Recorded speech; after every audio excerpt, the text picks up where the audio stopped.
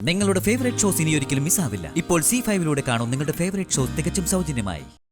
നിങ്ങൾ എന്തിനാ അയാളുടെ പിന്നാലെ ഇങ്ങോട്ട് വന്നത്?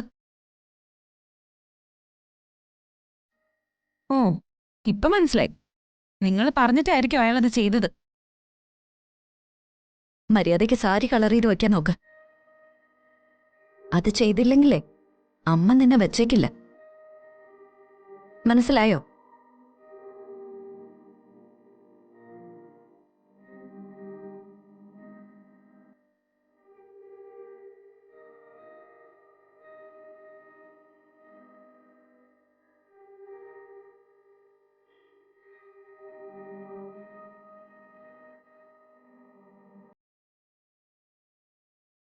മോനെ,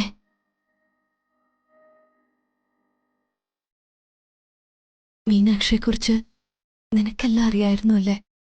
ദൈവമ്മ എന്താ വിചാരിച്ചത്? ഒന്നുമല്ലെങ്കിലും ഞാനൊരു പോലീസ് ഉദ്യോഗസ്ഥനല്ലേ ദൈവമ്മ.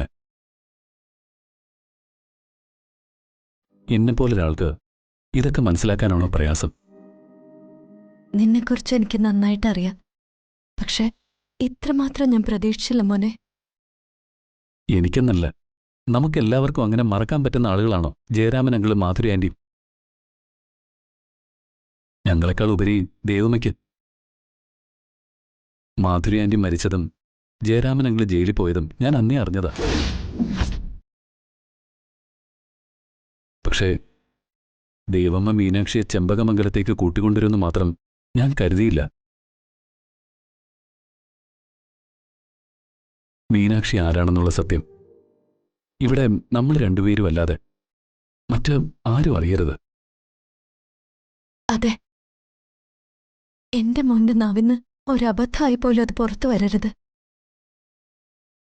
ഇല്ല ദൈവമേ, എനിക്കറിയാം. അതറിഞ്ഞാൽ ഇവിടെ ഉണ്ടാകാൻ പോകുന്ന വലിയ ഭൂകമ്പങ്ങൾ. ഒരിക്കലൊരു കൊടുങ്കാറ്റിൽ എല്ലാം തകർന്ന് തരിപ്പണമായത്.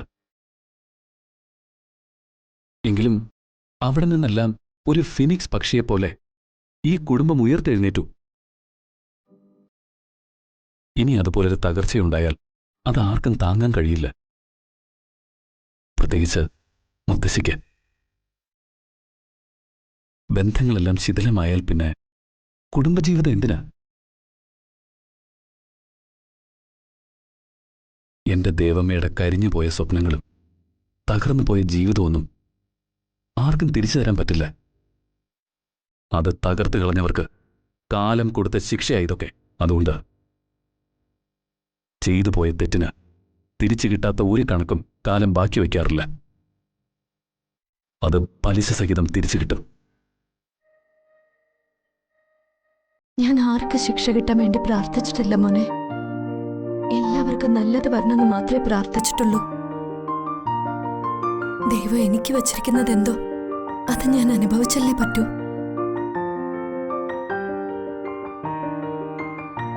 എന്റെ ദേവമ്മയുടെ സങ്കടങ്ങൾക്കൊപ്പം എന്നും ഈ മകനില്ലേ കൂടെ?